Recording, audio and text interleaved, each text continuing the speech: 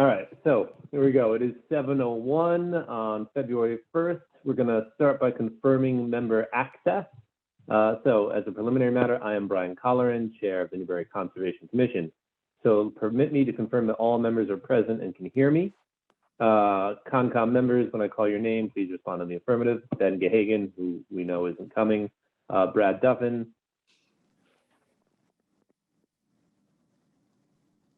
Brad, you are here. Present. There we go. Thank you. Thanks, Brian. Dan Streeter. Yes. Frank Wettenkamp. Still not here. We'll come back to Frank. Mary Rimmer. Here. Peter Pecos. Good evening. Good evening. And town staff, when I call your name, please respond to the affirmative. Samantha Holt. Yes. Okay. So, and with that, Sam, if Frank shows up in mid-script, let me know and I can confirm his presence. Yes. So, good evening. This February 1st, 2022 open meeting of the Newbury Conservation Commission is being conducted remotely consistent with the Act relative to extending certain COVID-19 measures adopted during the state of emergency, which extends the Governor's March 12, 2020 order suspending certain provisions of the open meeting law until April 1st, 2022. This order suspends the requirement of the open meeting law to have all meetings in a publicly accessible physical location and allows public bodies to meet entirely remotely so long as reasonable public access is afforded so that the public can follow along with the deliberations of the meeting. Please note that this meeting is being recorded and that attendees are participating by video and/or telephone conference, and the recording will be available on the Newbury Access YouTube channel. Meeting materials were provided to the commission members prior to the meeting for review and were posted to the Conservation Commission webpage for public access. Applicants or their representatives may be called upon to speak, and if needed, share information at the screen. Please state your intention after you've been called. So before we turn to the first item on the agenda, permit me to cover some ground rules for effective and clear conduct of our business and to ensure accurate meeting minutes. I, as chair, will introduce each speaker on the agenda. After speakers conclude their remarks, I will go down the list of commission members, inviting each by name to provide any comment, question, or motion. Please hold until your name is called. For all attendees except commission members and staff, please remember to mute your computer or your phone when you're not speaking. Please use earbuds with tablets or cell phones. Please remember to speak clearly and in a way that helps generate accurate meeting minutes. Please be aware that video participants can see you and that you should take care not to screen share your computer. Anything that you broadcast may be captured by the recording. For any response, please wait until I yield the floor to you and state your name before speaking. If commission members wish to engage in discussion with other members, please do so through me. For public comment, there will be an opportunity for public comment and questions during public hearings. After commission members have spoken, we will afford the public an opportunity to comment and/or ask questions as follows. Samantha will seek questions and comments through Zoom's raise hand function.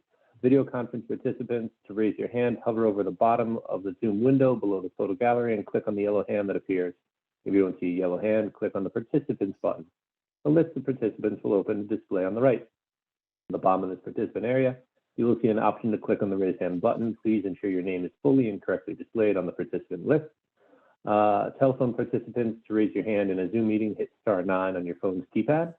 We will then allow questions and comments from members of the public who have raised their hands in the order in which they have listed, which is determined by the order in which people click on the raise hand function. Each participant will be called on to provide his or her name and address and then ask a question or make a comment. I will afford the applicant participant or his or her representative the opportunity to reply. Your hand will be lowered when you have been given the floor for your question. We will then continue down the list of those in the raise hand column and again afford the participant, applicant, or rep an opportunity to speak. Please note that the chat feature has been disabled for the meeting. Please also note that everyone is expected to conduct themselves in the same manner they would at an in-person meeting. Any disruptions will be addressed once by the chair and should be acknowledged by the disruptor. Any further disruptions will result in complete removal from the meeting with no readmittance. Vulgar or obscene actions or comments will result in immediate removal from the meeting with no readmittance. Finally, each vote taken in this meeting will be conducted by roll call vote. And with that, I think we can probably skip the minutes, save the minutes for the end. So let me pull up my agenda, or while I'm doing that, while I'm getting off the script, why don't you give us the agenda item, Sam, and then we can get Tom rolling. All right. So this is Renee Dumont, 141 Northern Boulevard, DEP number 0501376. A notice of intent for the renovation of the existing home, including addition of a second floor, reduction of footprint, and associated site work. Great, thank you. Tom, go for it. Good evening. Tom Hughes with Hughes Environmental Consulting, here on behalf of Renee Dumont for the work proposed at 141 North End Boulevard or Northern Boulevard. You may recall at the last hearing, we went through the project. There were no questions, comments, or concerns from the commission. We were just waiting on a DEP file number. I'm happy to pull the plans up if you'd like, but I guess what I'd like to ask is if the commission doesn't have any questions or comments or concerns, if we just want to move right to a motion, that would also be fine. Obviously, if you want to check if our abutters are present with any concerns, that would probably be appropriate too. All right, so let's start with the commission. I'll just sort of open the floor. If anybody wants to follow up with anything, speak your mind now, by all means.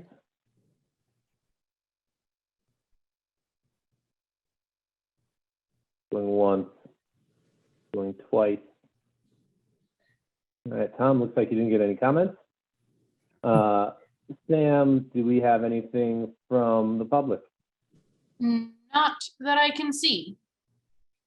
You got one person. I'll ask. Tom, Jack Rybicki, 37 Larkin Road. I just want to make note of that background you have up that has a nice wooden crossing. Yes, over your shoulder. Yes. That everyone can note for the moment. And we can get back to that, but I smile at that for the moment. And I thank you for that background. It's wonderful. And thank you for the sports time. Well, you're welcome. All right, and with that is our public commentary. It looks like the floor is open for a motion. If anybody wants to move this one along. I make a motion to close the public hearing. Second. Okay. Okay, we have a first and second. Roll call. No, Ben. Brad. Yes. Daniel. Yes. Frank is still not here. Mary Yes. and Peter. Yes. And I will also vote yes. Thank you. That is a closed public hearing. And Mary, I presume that motion was also to then issue the order? Yes, I'd make a second motion to issue an order of conditions approving the project with standard special conditions for Plum Island. Second. Okay. All right, first and second, roll call. Brad, Yes. Daniel, Yes. Mary, Yes. Peter, Yes. and I will also vote yes. Thank you very much. Have fun at your next one, Tom. Yep, I'm sure I will. Take care. Have a good night. Good night. All right, hopping over then to the usual agenda. Over here. So we have some minutes to attend to for January 4th and January 20th of 2022.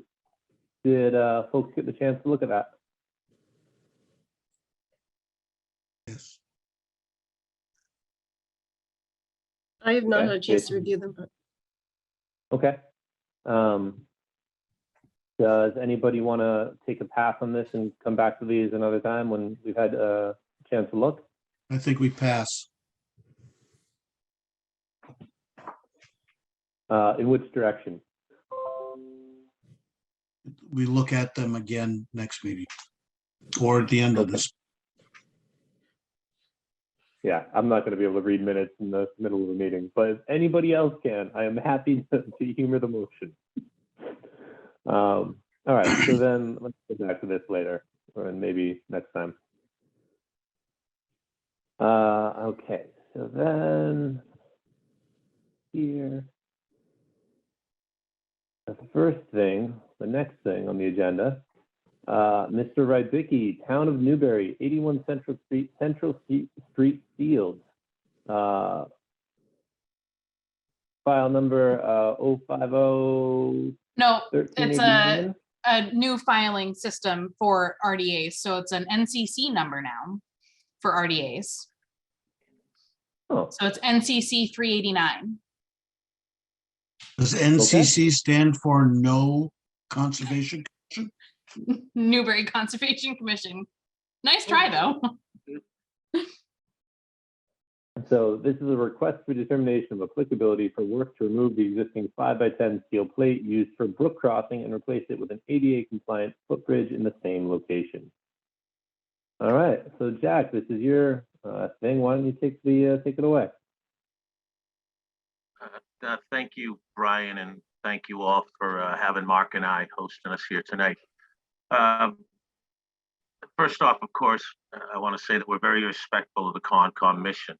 As you all know, I trek around a lot. I get around a lot. I very much appreciate everything you're tasked with and how you go about it.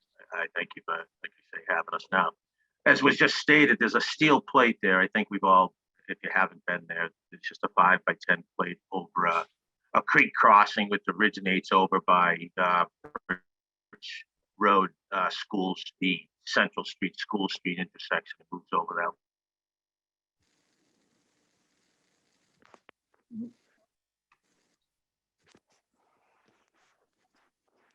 We lost Jack.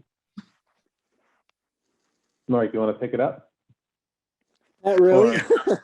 All right, good. Jack, you Let's there? give him a minute. Then. All right, is my connection bad? Is it my connection? Yes. Yeah, little you bit. paused for a minute.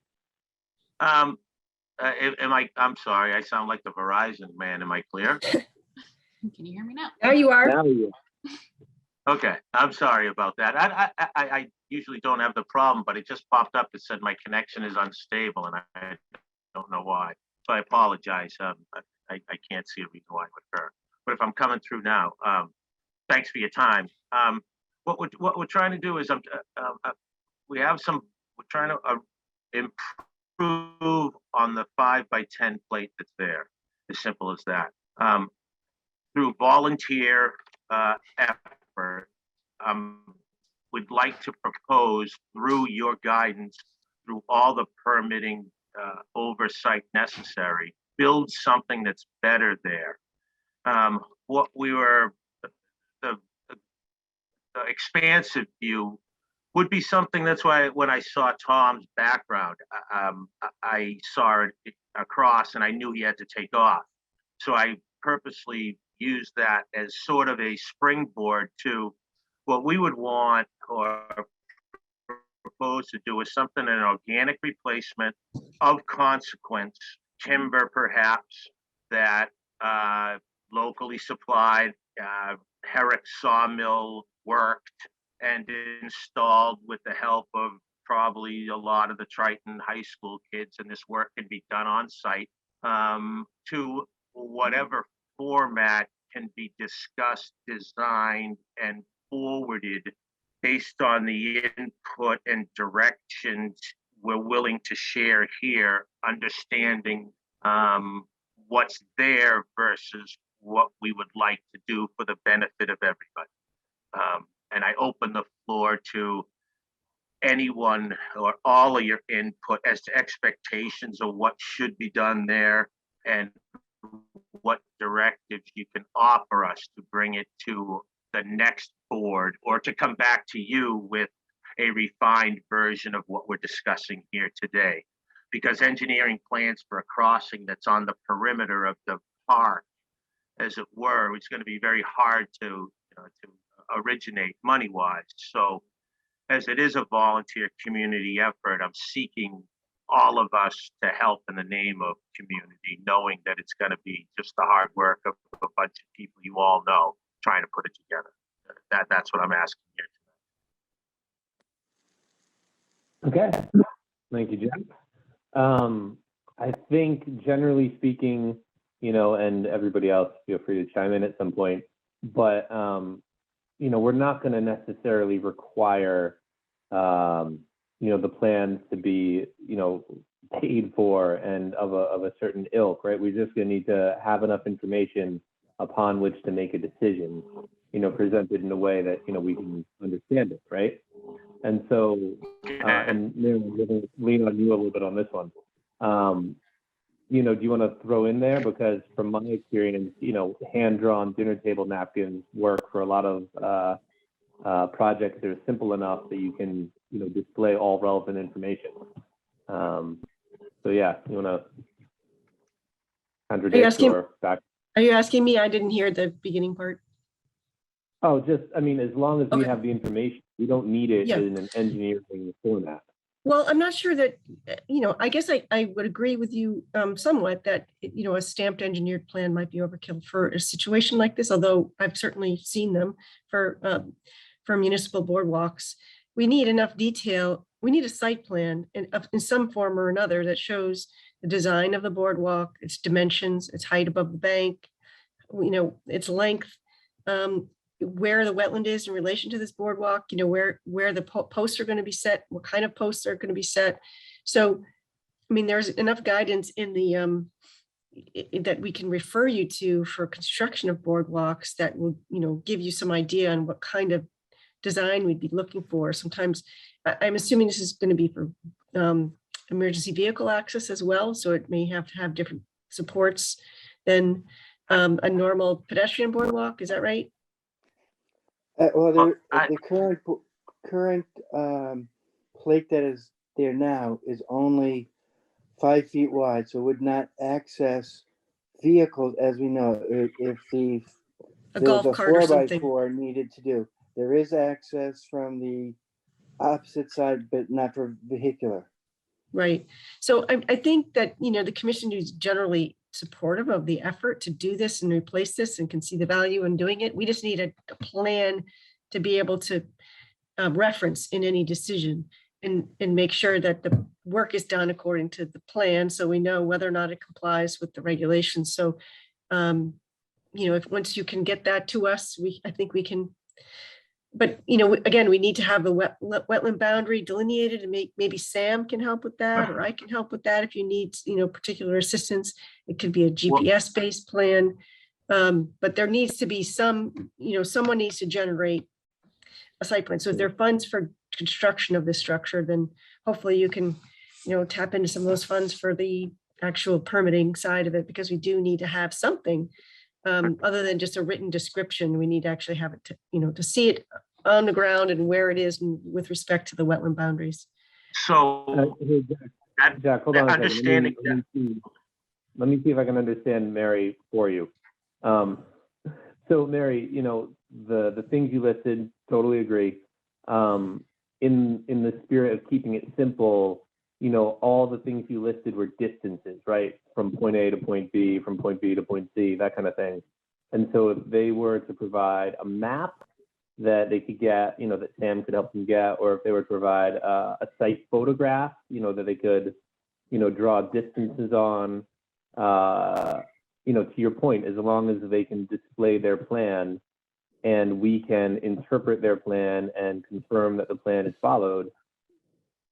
Yeah, we have a responsibility to at least identify what resources are there. Is it riverfront? Is it just bank? Is it bordering vegetated wetland? Is it land underwater? Right. We need to know where the footings are going to go with respect to each of those resources, so we know if there's an impact that we need to mitigate for.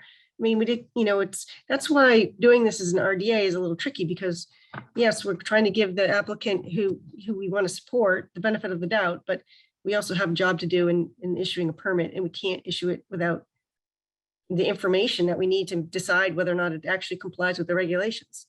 Mr. Chairman, I would also echo what Mary has said, and I would also include that there should be, and it does not need to be stamped drawings as far as I'm concerned, but at least a sketch of what the construction of this crossing is going to be built from and how it's going to be anchored to the banks on either side of the wetlands. Mm-hmm.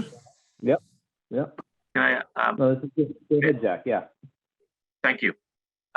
Can I use the MyMap GPS hydrology layering that's available on the town website as the documentation for what's at this piece? That'd be the first question I ask. Secondly, we're not looking to anchor this thing necessarily in any way, shape, or form. We want minimal impact as well. That said, the duplication of the steel plate being there ad infinitum as it has sat resting, barely touching both banks, I submit our drawing would be something along the lines of dimensional rough timber, 16 feet, that is 10 feet longer than what's there. Just, and if you've been out there, the topography is very conducive as it dips. So in fact, at 16 feet, it'll rise well above what has sat there as the steel plate deck height.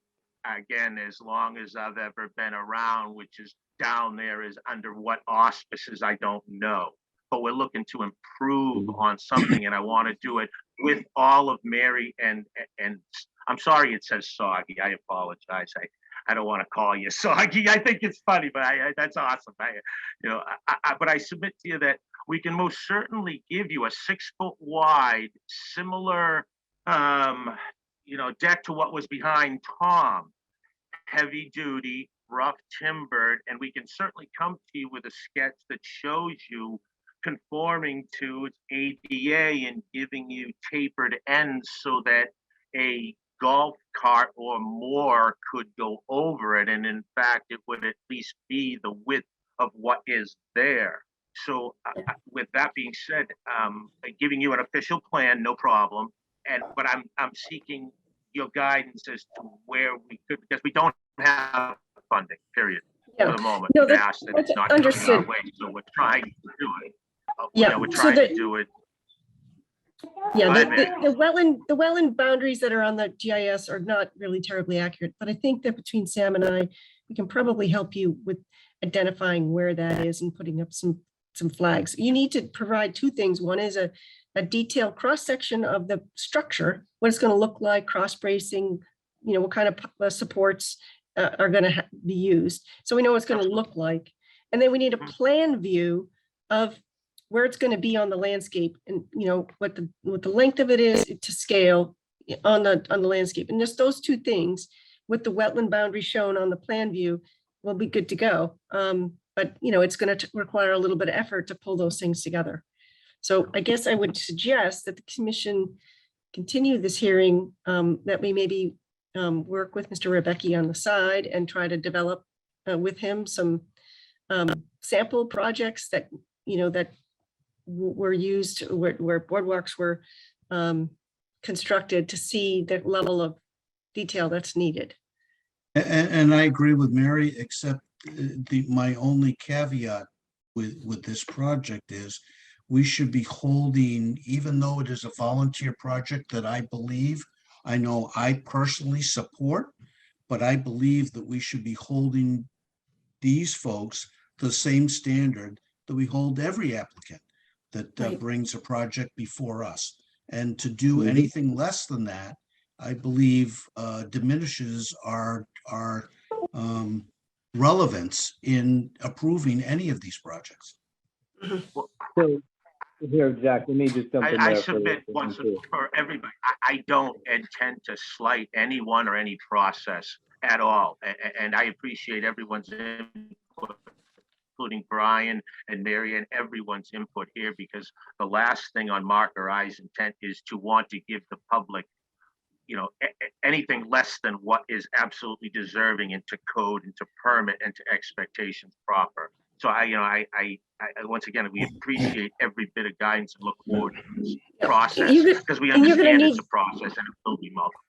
You'll need that detail to get a building permit for it anyway. So presumably it'll require a building permit. And Long process. Here, Brad, just to address your point, one of the reasons that you hear me, pushing sort of the weak paperwork, if you will, is that one of the things that I feel strongly about is that you shouldn't need to hire, people to come before us. Agreed. This should be right. And so that if you can find the balance, right, if you can find something that hits your needs without having to, your regulatory needs, your review needs, without having to cross that bridge, I'm happy to find it. And in this case, for this kind of project, as Mary pointed out, we need the resource areas, right? That might be something that might be beyond something you can do on your own. In this case, because it's sort of an in-town project, being able to volunteer Sam for doing some of this work would be allowable, should the rest of the commission feel okay about that, as opposed to, say, a private citizen where maybe we couldn't volunteer Sam to help at the same level that we could for sort of an in-house project. Agreed. Chair? Yeah, Pete, go. I would second that. I think I would ask that the commission support directing the applicant to work with the agent to help facilitate this process so the appropriate documentation can be understood and what the requirements are so that the commission can then look at this in the future in an appropriate manner. I second that. All right, well, in that case, was that a motion, Pete? Yes, it was. Thanks. All right, good. Let's vote on that. That sounded like a great motion. All right, and then Brad, did you just second that? Yes, I did. Beautiful. All right, you want to vote on it? You first. Go ahead, Brad. Aye. Daniel, Yes. Mary, Yes. and Peter. Yes. And I will also vote yes. So, yeah, Jack, talk to Sam. She'll line you out, and if if you need more, she'll help you figure it out. And if you need to talk again, she'll put you on the schedule. And can we put a date on that so that it's not just a indefinite continuance to this? I would suggest that you ask Jack what date that he thinks that he could have this squared away. I could have a plan that's easily readable to Sam or anyone within a week's time, and as well, my schedule affords itself to aligning with Sam and Mary's schedule as soon as within your next monthly scheduled meeting. I don't think would be necessarily problematic with just the initial parameters established. Not that there couldn't be more during our initial going, but I could easily produce what you're asking within that time frame. So I don't think we can get everything done within a week because we need to have the material a week before the meeting. And No. that's, the next meeting is in 2 weeks. So I would suggest that we go to the first meeting. Next public hearings are March 1st, March 1st. Okay. well, not then the that's- 15th. Okay, March thanks. Month out is Let's what do that. I would. Yeah, I would need a month too as backup. A month would be great time to allow us to meet and put the documents together. That would work for me. Mark, is that okay with you? Well, one of the things we do need to go through is the select board for approval of this from our end for the Recreation Committee for building something on town property. So this is sort of a chicken egg. I would like to get on their schedule, but have the commission, I want to say approve, but then also need to go, I don't want to be putting the cart before the horse, I guess what I'm saying. So it's sort of, we need to get a sense that it's, the project is meeting the expectations of the commission and then go before the select board for approval. Does that make sense? That sounds perfect, and that lines up with doing this on what did you say, Sam? The 1st of March? March 1st, yep. Yeah, I think that seems reasonable. Very good. I'll give you a call, Sam, and we'll touch base. All right. Thank you. Very good. Thank you. Thank you, everybody. Thank you very much. All right. What do we have? So let's see. Next up, we did that. Christina Hoffman, 21 Marsh Avenue, DEP 050-1375. A notice of intent for the installation of a patio, driveway resurfacing, and landscaping improvements. Didn't you finish this one? Was there something? No. This one did get continued. Oh, this one. I remember now. Yep. This one was continued. Good evening, everybody. Thanks so much for your time at the hearing last month. The request was made to put the proposed conditions of our proposed work onto the existing conditions plan because we had previously submitted them as separate drawings. So we've gone ahead and done that. Thanks for pulling that up, Sam. And we also added on the coastal bank and the 100-foot buffer zone off of the coastal bank as well, and added just a little more clarity on the land subject to coastal storm flowage boundary. So yeah, I think that we also added the erosion and sediment control boundary as well. So I think we've added all of the things that were requested to be added onto the drawing. And we have an intention, we put a note in the legend that noted that the proposed conditions were not included on here by Hancock Associates. They provided the existing conditions. And so we will enhance that note with a signature to acknowledge that the proposed conditions were not by Hancock Associates. Great, that sounds sensible. Let's go around the horn. Brad, any feedback, commentary? Thank you, Mr. Chairman. As stated at the previous meeting before the continuance, I didn't think this was necessary. I appreciate the applicant doing this per the vote of the entire commission, and I don't see any problems. Okay, Daniel? Yeah, I was, the only thing I'm not clear about, I think, is just how the extent of the driveway resurfacing. That's just kind of what we see here. It doesn't go out to the road or anything like that, or. Right, that's correct. It really only goes, it really only is proposed to extend where those two black lines end. So Okay. sort of that, yep, that's the location. And the only other thing I kind of noticed, or maybe it's not an issue, is just the erosion control should come up tight to any foundation around the house. You know, there might be some gaps there that would be good to avoid, particularly on the driveway resurfacing. Sure, absolutely. We'll definitely make sure that they're tight.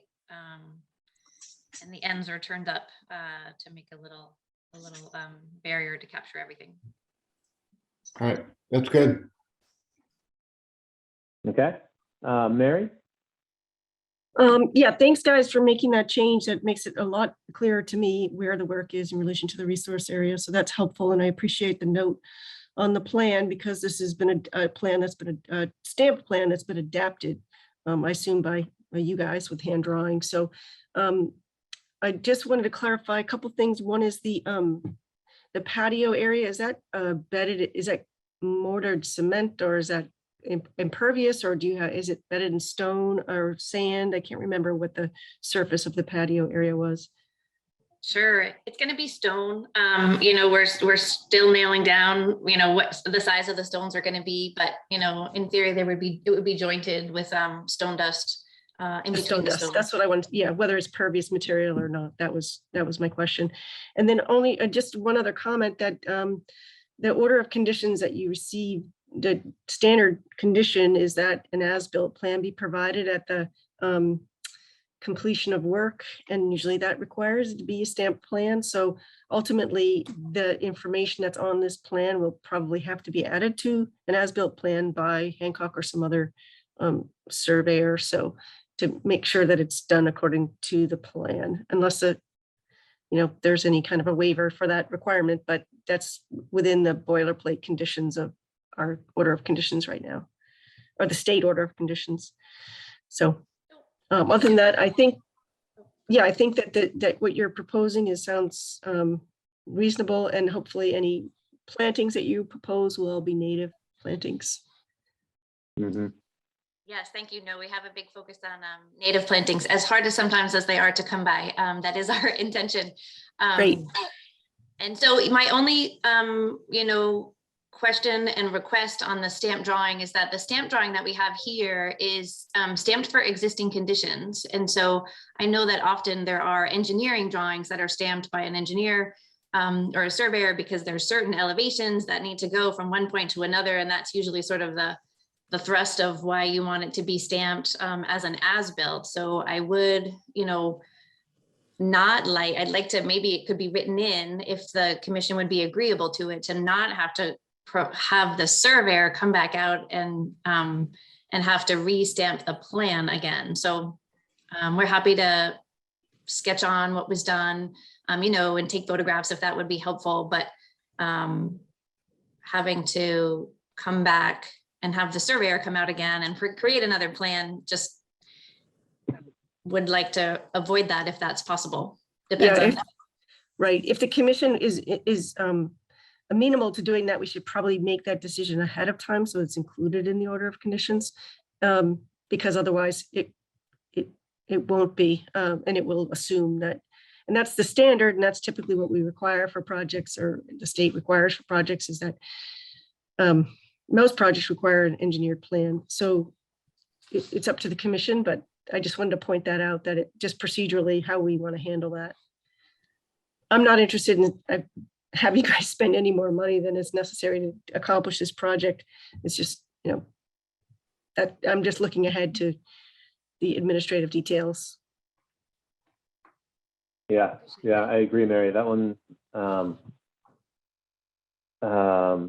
I can flip flop on, as opposed to, so let's just talk this out. So if we think out loud about this, right, when you bring an as-built back in, when you bring your COC back in, when you bring the plan set back in, you need somebody to attest that the thing built is built as planned. But in this case, you know, do we want to have a professional do it, or do we want to sort of allow the homeowner to do it?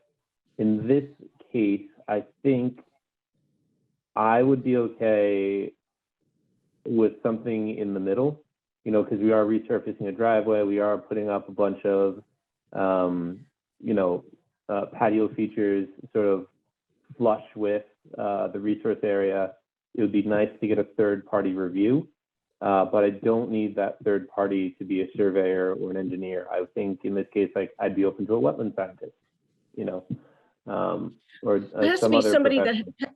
you have to have some physical control on the property to know where you are. So it can't be unless it can be GPSed on there or something, I suppose. Yep.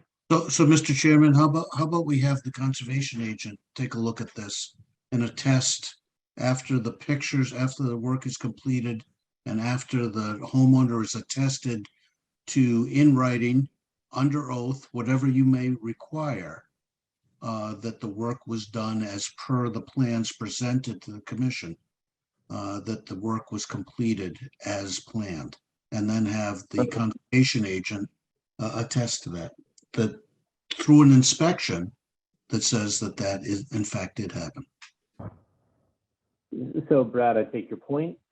When any applicant requests a certificate of compliance, that is Sam's job, is to go out and see if she agrees with, you know, the plan submitted and that everything is Correct. done up to, as part of her job anyway. That goes without saying. However, in the material submitted to her as part of the review, you know, to have her sort of approve her own submittal would not be kosher, right? Like that would be sort of self-dealing. Yeah, but excuse me, Mr. Chairman, but it then has to come before the commission for approval. So it gets another bite at the apple through the commission. So I'm just suggesting that the agent, the conservation agent, actually reviews what the applicant has submitted as an as-built, whether it be pictures or documentation, and then we get to vote on it. Yeah, so Well, I think the issue is whether or not we waive the current standard that requires a professional land surveyor or professional engineer stamp a plan to provide an as-built. And that's really the issue at hand. So you know, if we want to waive that requirement, we can do that. We just have to be aware that, you know, we need to be consistent in our approach with all applicants, but in this case, there may be some factors that would, because they're not really constructing a permanent structure or anything, it's all landscaping improvements and resurfacing of an existing structure, that maybe that's not necessary. So all I'm saying is that we should make a separate motion to make that as part of any order of conditions. Yeah, I agree, Mary. Pete, Dan, any contributions? Oh, Dan, do you want to go first? No, I don't really have an opinion. Yeah, thanks, Brian. I think if you have a protocol and a procedure, I think it's very important for the board stick with that, because once you start varying from that, then the next person coming down the road said, oh, well, you did it for this person, you did it for that person. Then it kind of puts the board in a difficult bind. I don't want a homeowner to spend more money, but if the requirement is and the standard is, and what the board has always asked for is X, Y, Z, I think that's what you have to be consistent with. It just, otherwise you it starts to get a little muddled. No, Peter, I agree with you, but I just don't see that is, just my opinion. I don't understand that is the requirement to have a stamped drawing of an as-built for a certificate of compliance. Yeah, I can point out that for landscaping. on the form itself, on the order of conditions form, not the part that we get to add to special conditions, but the part that the state provides. That's the language, and it includes. I think maybe the difficulty there is that kind of the same thing as like the regulations and stuff, where we can be more restrictive, we can be more conservative on regulations, but we can't be less conservative. And if that's written into the actual order of conditions form, like the WPA form, that's something that the state requires. I don't know that we would be able to really get away with. Sam, correct me if I'm wrong, but that's typically written for construction, not for landscaping. It's written for anything that requires a notice of intent. Not every notice of intent is construction. Some notice of intents are for things like restoration, things like landscaping, large landscaping projects, things like that. So I don't know that we can get away with being more lenient on regulations that are already set forth by the state. Might be misremembering, and I was trying to find the copy of the certificate of compliance application once we're done, but I had thought that it was written that if you had a stamped drawing for your proposed conditions, then you would want a stamped drawing for your actual conditions, and we don't have a stamped drawing for our proposed conditions because it's just landscaping, plants and stones and steps, and I don't know that anybody wants the surveyor to stand there and pick up every single step that's there and stone step and whatnot. So I guess I'm just tossing this out there for consideration that if we actually don't have a stamped proposed conditions plan, then we might not need a stamped as built.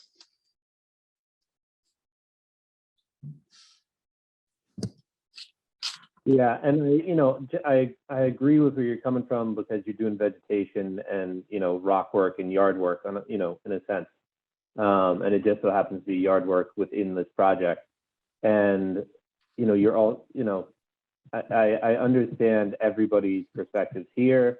Generally speaking, I agree with everybody's perspectives here, but the action that we have to take won't allow necessarily for everybody's perspective. Mary, are you skimming the regs at the moment? Yes, sorry, I'm looking for that section because they've actually revised the order of conditions form. So it's possible that is not even there, which would solve our problem. So just hang on one second.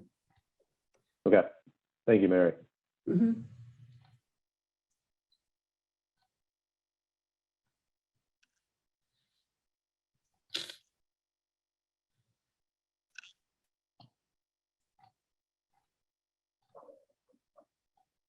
It looks like they're just saying you have to apply for an order. They've taken it out. So I don't see that here unless it's in our boilerplate condition. So let's just assume that is not required. And we can decide whether the plan that's submitted with any certificate of compliance is sufficient to adequately address, what's been done at the time.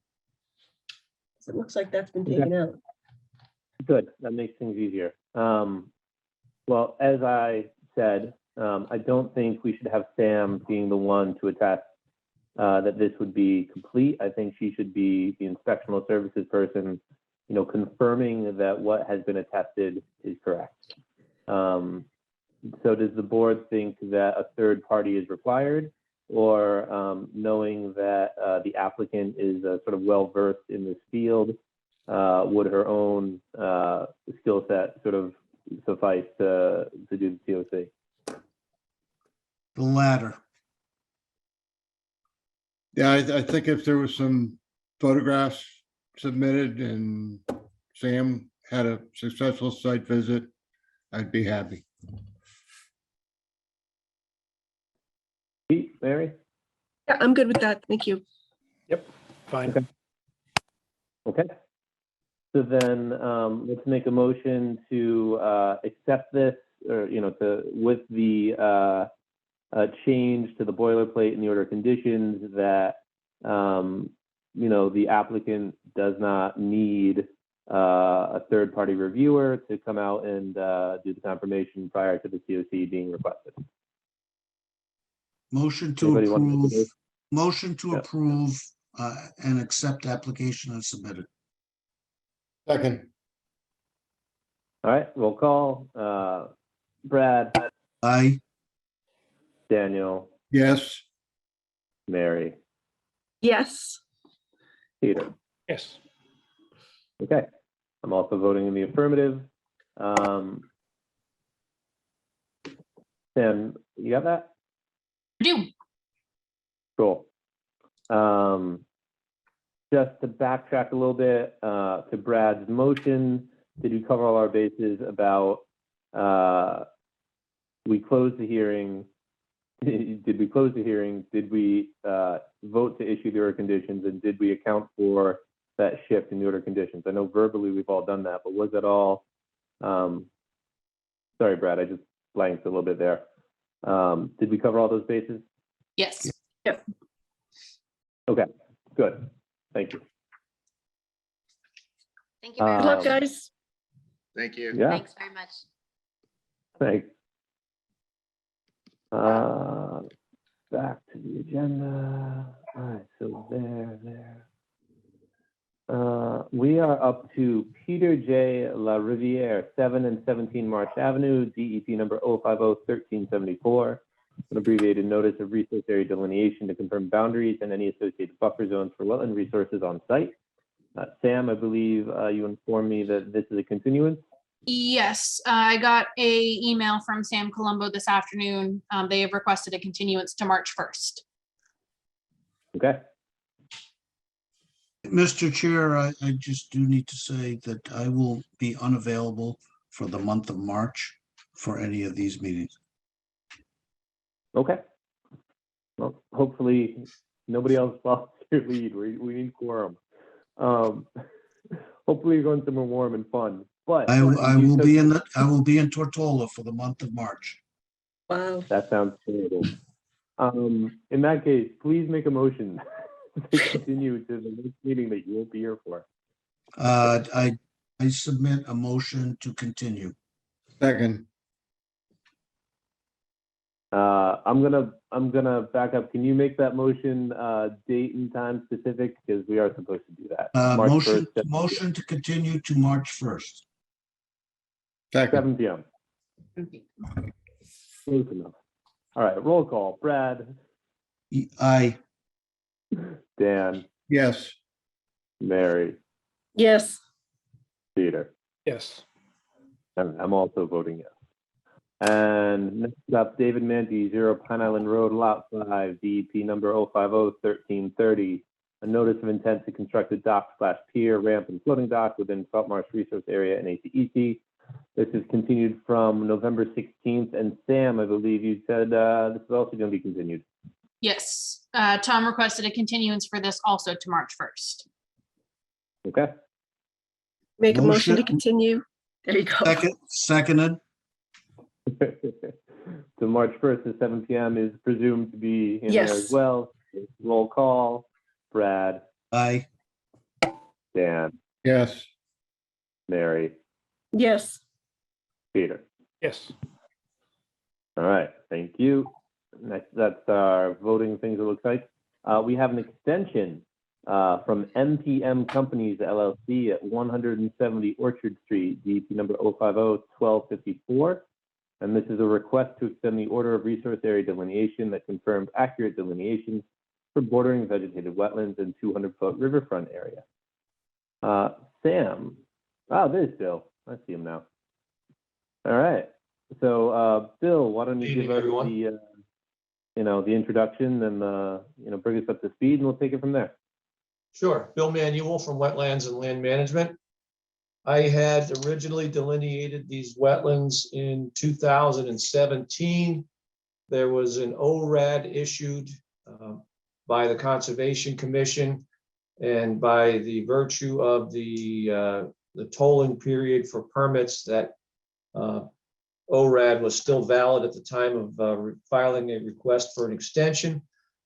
I had visited the site earlier in December or so, or maybe it was early January, to assess whether any conditions at the site had changed since I had done the flagging. There was no activity on the site that would have changed conditions. So I submitted a letter as such. The commission convened for a site walk last week and saw that there was in fact no recent activity other than probably the last time it was tilled and farmed. And unfortunately, the ground was frozen because most of my work was evaluating the soils, because when I first was on the property, it had been tilled and had been plowed a week before I was there. So most of my work on the B series and the C series was all evaluation of soils, finding that differentiation between the hydric soils and the transition to the upland soils. But in any case, nothing had changed. It was previously reviewed by this commission. We're asking for a 3-year extension, and that was facilitate additional land planning and probably a new approach to development of this property. All right. Yeah, so I went out, I did a full walk with Bill and Sam. We lapped the whole field. Pete and Dan, I know you guys had some conversation sort of closer to the driveway. My fill-in, my commentary from the walk is that in the far back, there is some vegetation I would like to know more about. Potentially, honestly, as to Bill's point, it's the wrong season for doing this. But there is some vegetation in the center of his wetland that does creep up past his wetland flag. We couldn't tell if there's any soil. Don't even know if it's a wetland plant species. And there is another section sort of in the middle where there seemed to be some historical reason for not cutting down the trees that are standing that are not inside the wetland flag. And so I have two little spots where, from an insurance perspective, from a conservative perspective, I would bump out the boundary a little bit. But I don't really have anything to base that on because it's the wrong time of year for it. And that's my. Do you mind if I share my screen and put the plan up and we can look at these areas? Yeah, Sam, can he do that? Is he okay? Yep. Yeah, Bill, you should, nope, there you go. Okay, so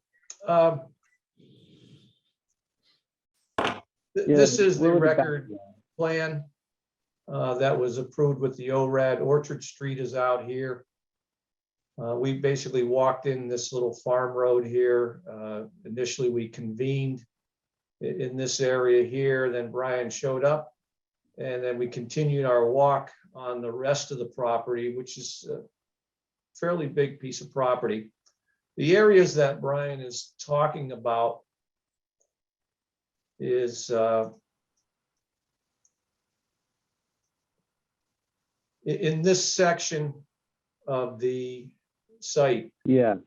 Basically, there are some fence rows right through here and then right through here that basically have formed into swales in between. This is a plowed field. This is a, let me see here. And this is a plowed field over here. And, but this area all up in here was vegetated with, I think it had a lot of buckthorn in it, a common buckthorn, multiflora rose, a very distinct wall of multiflora rose, Asiatic bittersweet. The overstory was white ash. This is an area in here that Brian is talking about where I did have the advantage of using both soils and vegetation. So I'm very confident of the extent of the wetlands along this section here and here and here. I have no idea why when it was cultivated or plowed that they didn't extend any closer to the swales, but I am very confident in my delineation in this area because I had all three parameters to work with. The second area. Bill, could you zoom in over there on sort of, what is that, B30?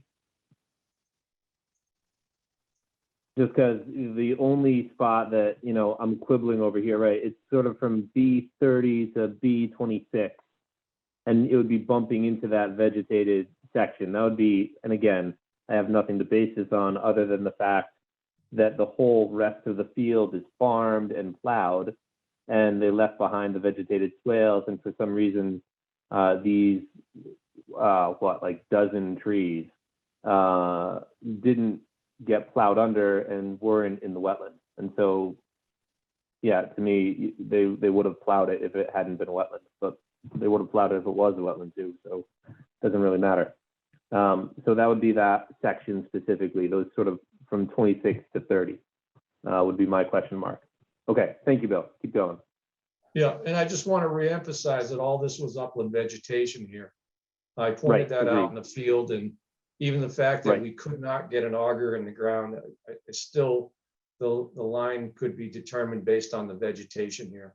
It couldn't extend. I would agree with that all as well. So the other area is almost insignificant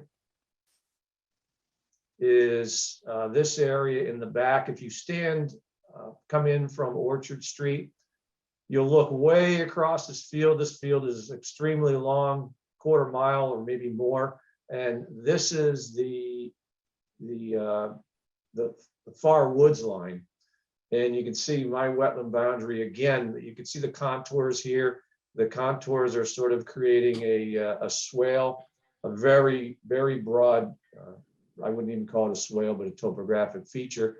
But it does form a nice little gully right about here where it runs off the field that may have been enhanced by agriculture or the farmer at one point. But you can see my flags do extend well out up into what was the plowed field at that point. And this is a second area. There was one plant, I think it was if it's a plant that I'm thinking of, Brian, it may have been a mustard. There was some, remnants of it. The entire field had residue of past corn crop, and then was apparently overseeded with a winter wheat. But then there were some smaller herbaceous plants in the understory here that I didn't know without particularly seeing in the growing season. Again, this is all soil work here. Pretty confident in the work that I've done, and it was reviewed previously. Hey, Bill, could you just zoom in a little bit there? So, yeah, so specifically, my comments would be sort of flag C4 and 3. So just it's minor quibbling, admittedly. It'd be like bumping those two 5 feet up the hill. And I agree with everything Bill just said. I don't think it was a mustard, but again, to his point, it's the wrong time of year for it. So that's the feedback. I'm not exactly going to, hold up the whole thing over this. But if we're going to review this, it's also, as we said several times, it is the wrong time of year. So with that being said, let's go around the horn and see what people have to say. Bradley. No comment. Daniel. I'm good. Mary. Okay, I do have some comments and questions for Bill. What is the expiration date of the original order of condition or ORAD issued for this? I know you said it was extended for the tolling period, but has it already expired now or is it still live? So here is the ORAD. Date of issuance was October 26, 2017. I have not done the math on the tolling period, but I mean, this would have expired without the state of emergency, October 26, 2020. And Sorry, according- I did do the math. The Thanks. expiration would have been January 25th, and we got the request for the extension December 23rd, I believe.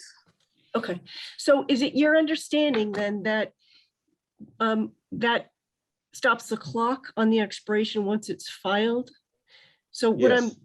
okay, so if we took more time to deliberate on this, it wouldn't affect the existing order. It just it's essentially stopped now. So we can during the public hearing process. That's what I wanted to confirm.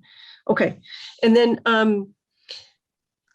because I wasn't able to do the site visit. I would like to be able to visit the site, and I agree that this is terrible time to review conditions in an open field.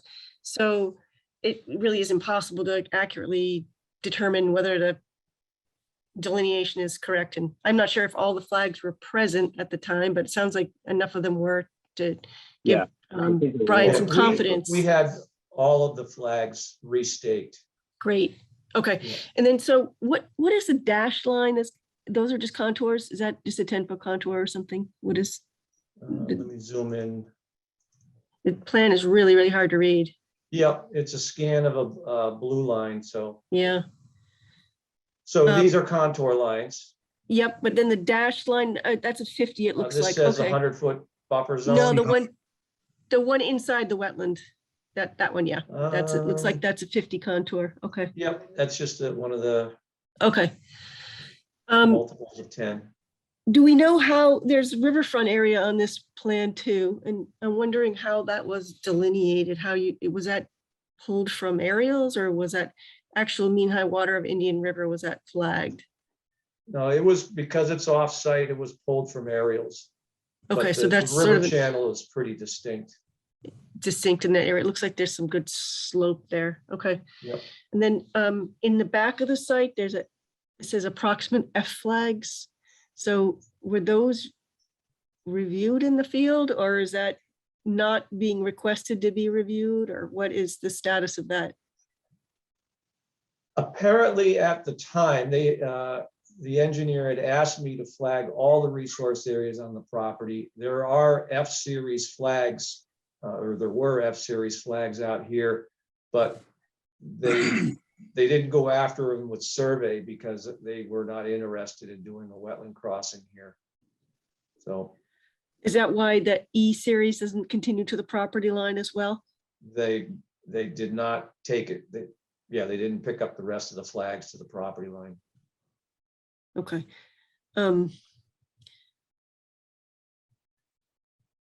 So if we did issue an order of conditions, order of resource area delineation, we would have to specify that portions of the site beyond a certain point weren't reviewed or confirmed, that there could be more wetlands on site. Then I guess we just have to reference specific flag numbers or something like that and say A series, 1 through 10 or whatever, to be able to make sure that you capture everything, because there are a number of resource areas that are present on this. So my only other comment would be the that I would like a chance to review the site as well. And if the applicant is willing to continue the hearing so that we can do another site visit in more appropriate conditions, I would be in favor of that. Well, we're hoping not to drag this out until spring. The boundary was reviewed once. Yeah, I understand. And it was determined to be You're asking accurate. you're asking us to extend it for another 3 years, which is a significant amount of time, especially since we're already beyond 3 years that it's been reviewed, that it's an active mode, maintained field, so conditions can change. And so I think from my point of view, I would like to be able to review site conditions. I just wasn't able to make the site walk at the date that it was scheduled.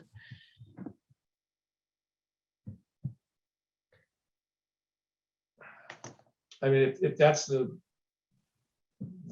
preference of the commission, I mean, we're probably shut out until March, late March. No. Bill, do you know if this is going to, in any meaningful way, change anything else? Change anything else? What do you mean? Well, I mean, are they waiting for us to reconfirm the ANRAD to move along, or have they got their own? All the downstream planning is flowing just fine, and it's not like they're going to start construction, next week. No, obviously the reconfirmation of the wetland line is an important part of any land development plan, because you want to have that boundary locked in before you commit to engineering. So, I mean, there is some urgency to reconfirm or, just extend what was already previously approved. Do we Site know if the conditions have property? not- I'm sorry, go ahead, Mary. I'm just saying, do you know if the property is for sale? Is this being done for marketing the property? I'm not sure if MPM Companies has an option on it. There is a for sale sign up front. Mhm. So. Yeah. Somebody is taking a run at it. Right. So we don't really know whether or not anybody would propose a crossing or anything like that. It's just, so if the ORAD is for the entire site, then we kind of have to review the I entire have site. seen one conceptual plan that was a 4-lot plan that basically confined all the work into this portion of the property. I don't think anybody, at least the plan I've seen, is considering a wetland crossing out back. If the commission wanted to extend it and, just go as far as the C and the D and the G flags that define the sort of the southerly side of this wetland, I don't think anybody would have a problem with that. And you could just say that the other flags were not confirmed. Mr. Chairman, would that stop the clock on this if the other wetland flags were not confirmed? Well, this is, and Mary's better at this than I am, but this process isn't necessarily required for any projects that come down the line. It just locks them in so that you don't quibble over these things in the process of putting together your notice of intent and the project that eventually gets put together. And by dealing with this now separately, when a project does come in, the applicant knows that things are locked down and they're not going anywhere. Understood. So, my perspective here, Mary and Bill acknowledging the terrible time of year for doing this, I'd basically be okay with sheet 1, getting, a year or 2 or 3, but that back bit, I would be okay waiting on to get a better understanding of. but, you know, that's not what's before us. You know, the split sheet doesn't really line up with the ask.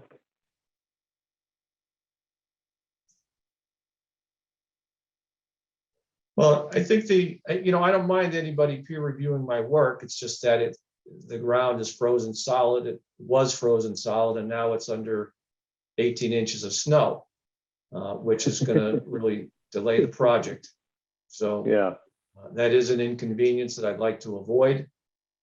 It was reviewed once by this commission and it was approved, and there hasn't been any changes to the site since I redelineated, or since I did the first delineation. So Bill, was it peer reviewed or just by the commission that was there at the time? just by the commission and Mr. Packer. Okay. Okay. Because, you know, this is a pretty large site and many towns will have projects like this sent out for third-party peer review.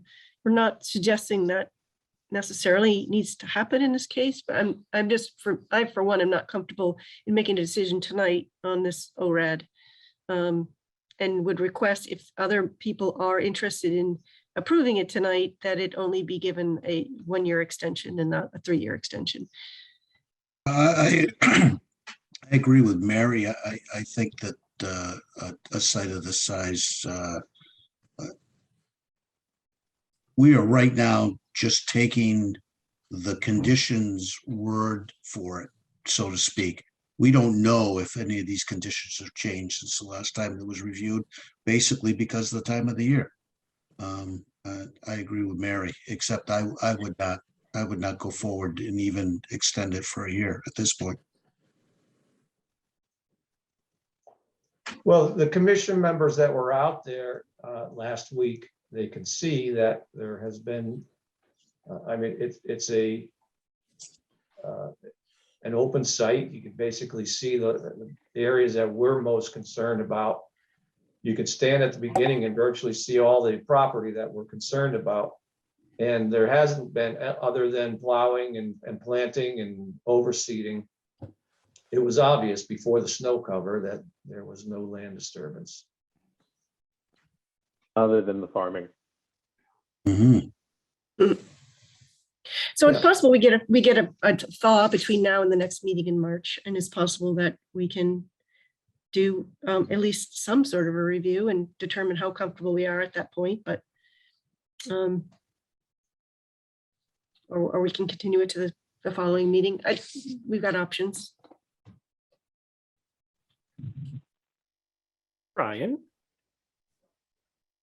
I mean, I'm a fence sitter on this one. I don't think I'm comfortable with approving the backstage. I'd like to know more about the vegetation. I'd like to know more about the changes in that back pocket. To Bill's point, it's not really on the to-do list at the moment, going back there. You know, I admit that the thing I'm quibbling over is quibbling in that forested section and where those flags are.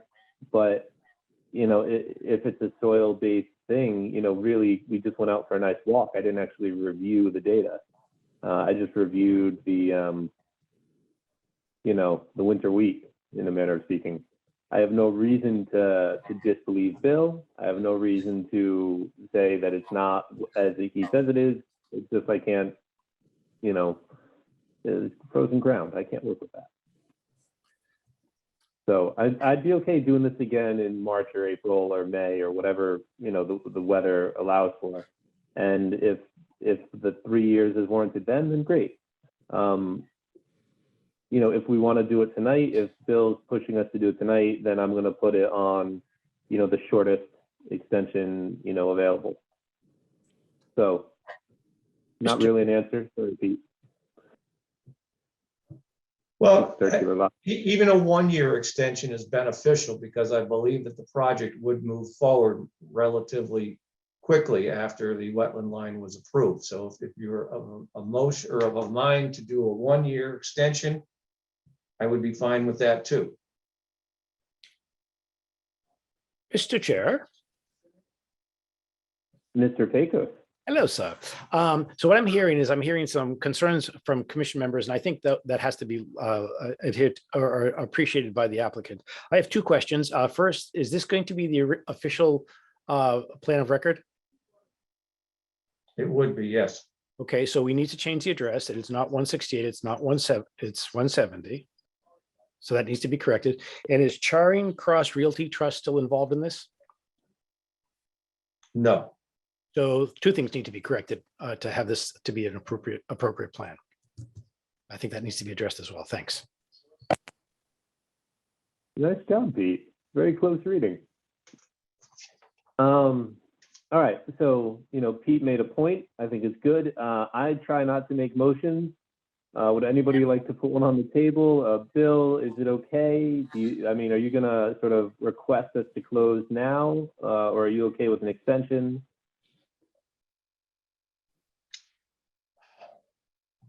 Well,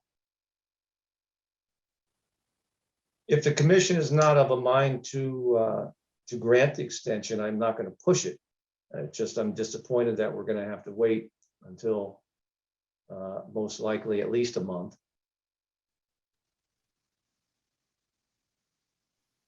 Fair enough. All right, well, apologies. Thank you. So then I don't think we need to hearing- apologize. I mean, this could have been requested in the fall, or, it could have been anticipated before January. So we don't have to feel pressured to act necessarily tonight. So.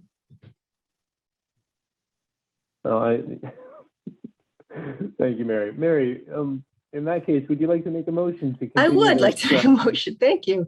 I'd like to make a motion that we continue until the next meeting, and with the possibility of scheduling a site visit between now and the next meeting, when conditions, if conditions permit, review of the wetland boundary. Second. All right, I hear first and second. Brad, Yes. Dan, Yes. Mary, Yes. Peter. Yes. And I'm also going to vote in the affirmative. And Bill, I think sort of with the understanding, please do, if the ground doesn't defrost, just send Sam a letter and we'll continue this to whatever the next thing is, so that, we don't just, do this all over again. Of course, once we can get working again out there, then we'll schedule a site visit. All right, thank you. Good night. Okay, Bill. good night. So let's see, where'd my agenda go? Over here.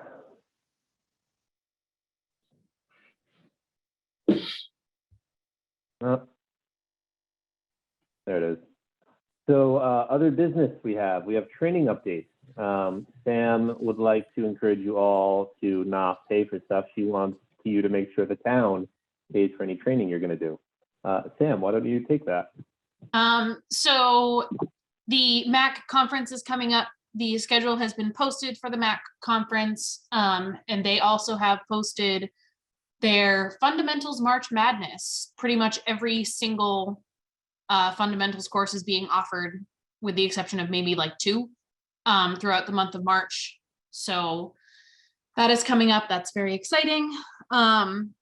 If you are interested in taking any of the classes, please let me know.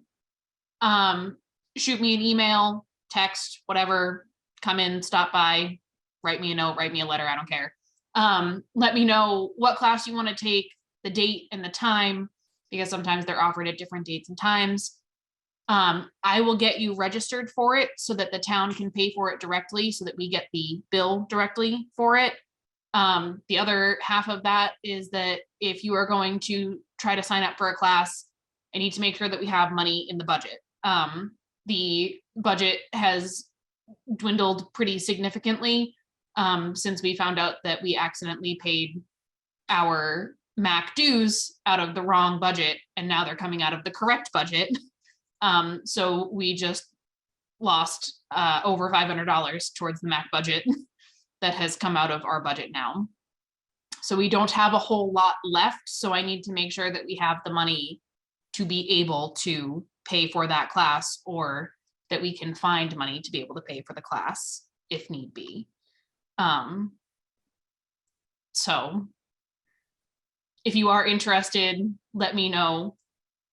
Please don't register yourself for classes. It makes it a lot easier if you let me do it for you. Good. And Sam, when is our next meeting again? So our next meeting is a special meeting that will be February 15th, and that is strictly for the bylaw public workshop. So that's going to be all public input all night long, all on the proposed bylaw amendments and draft regulations. The next round of public hearings is going to be March 1st. So we will have no public hearings on the 15th. Everything is being bumped to March 1st right now. Good. And Sam, we don't have any draft regulations, right? We have examples of Right. regulations. We don't have any draft regulations written up now. That was originally, I'm sorry, I have something in my eye. That was originally going to be something that was going to be discussed after the bylaw got approved, and after it was kind of put into action. After the meeting that we had with town council last week or 2 weeks ago, we were kind of advised to, at the very least, go into the town meeting with the bylaw and at least a draft of regulations so that we had something to show, like, you know, this is kind of what you have to expect from the bylaw amendment. These are the regulations that we're hoping for, that we're planning for. These are the ones that have been talked about in the Dropbox in the bylaw amendment stuff folder. There is a second folder that is regulations development examples, and it's regulations from 2 towns that were recommended to us, I believe, by town council on Cape Cod, and a couple from surrounding coastal communities. I believe I have Salisbury, Ipswich, Raleigh, and Newburyport in there right now. And I'm going to go through those in more depth, take some notes on kind of the stuff that they have, things that we are looking at that we might be able to kind of look at some of their language and how they have things set up and what kind of regulations they have, and see how they might be able to apply in Newbury for our own regulations. So some of that was done as part of the drafting of the original, what we have now. And so I'm feeling a little uncomfortable that we're not quite ready for prime time, and when opening it up to public hearing right now, when we don't really have a lot of the questions about the bylaw itself firmly addressed by the commission members.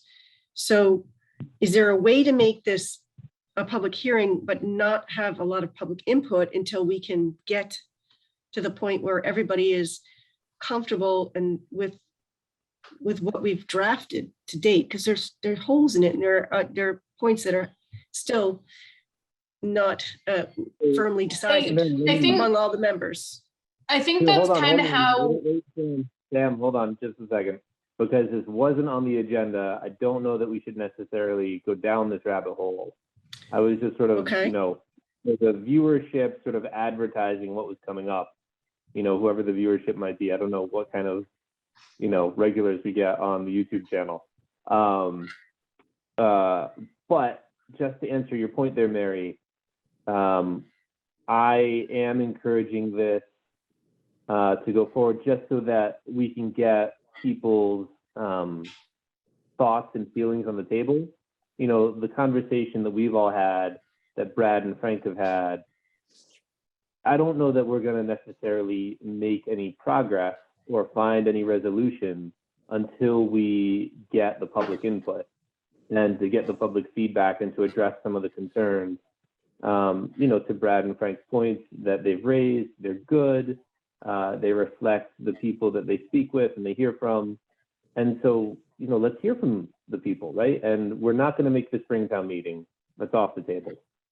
And so, like, Mr. Chair, I appreciate your previous comments that we shouldn't be talking about this right now.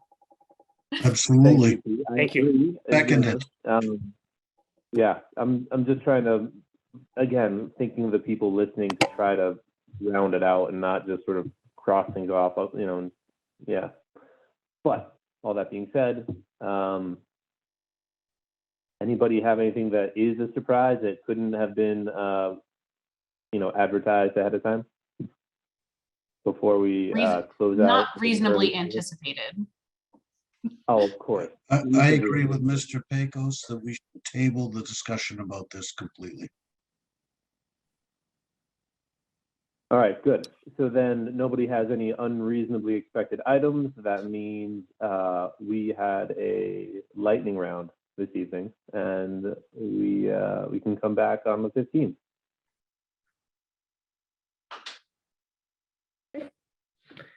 Make a motion to adjourn. Second. All right. Roll call. Bradley, Yay. Daniel, Yes. Mary, Yes. and Peter. Yes, thank you. You're welcome. I will also vote in the affirmative. Great. So, Sam, yeah, you know, we'll talk some more, and yeah, we'll see you all on the 15th. Great. Thank you. Good night now. Good night, everybody. Bye. Good night.